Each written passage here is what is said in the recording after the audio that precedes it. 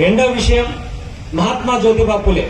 ఈ గౌరవం మహాత్మా అనేటువంటి బిరుదు గాని గౌరవాన్ని గాని ప్రజలు ఇచ్చినటువంటి గౌరవం, ప్రజలు లక్షల మందిలో నిలబెట్టిన మహాత్మాని బిరుదునిచ్చి గౌరవించిన మహాత్మా జ్యోతిబా పూలేకు మహాత్మా గాంధీకి ఎవరు చేయాలి, ఆయనే పెట్టుకోండి.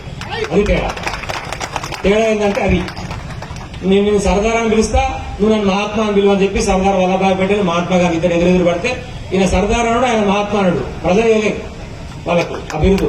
కానీ మహాత్మా అనే బిరుదు ఇక్కడ ఎవరికి ఇచ్చారు అంటే లక్షల మందిలో నిలబెట్టి బిరుదు ఇచ్చింది మహాత్మా జ్యోతిబా పూలే. మహాత్మా జ్యోతిబా పూలే గారు ఒకటే చెప్తారు, విద్యతోని మాత్రమే ఏదైనా సాధ్యం. విద్య లేనిదే విత్తు లేదు, విత్తు లేనిదే వివేకం లేదు, వివేకం లేకపోతే ఆలోచన లేదు, ఆలోచన లేకపోతే నీకు ఆత్మగౌరవం లేదు అని చెప్తారు. ఎక్కడ స్టార్ట్ కావాలి, నాంది ఎక్కడ పడాలి, నీ గురించి నువ్వు ఆలోచన చేయాలన్నా, నీ సంఘం కోసం కొట్టాడాలన్నా, నీ ప్రజల కోసం మాట్లాడాలన్నా ఫస్ట్ నీకు చదువు రావాలి. మనకే చదువు దిక్కులేదుగా, మహిళల విషయం పక్కకు పెట్టేసి బడికి పోయేది లేదు, కింద స్థాయి వర్గాలు బయటకు వచ్చి చదువుకునేది లేదు, మహిళలు అసలే బయటకు రావద్దు, వంటింటికి పరిమితమైనటువంటి పరిస్థితి, నిన్ను మనిషిగానే గుర్తించలేదు. వీటన్నిటి విషయాల పట్ల ఒక అవగాహన రావాలంటే ఫస్ట్ నువ్వు విద్య నేర్చుకోవాలని చెప్పేసి కొట్లాడు.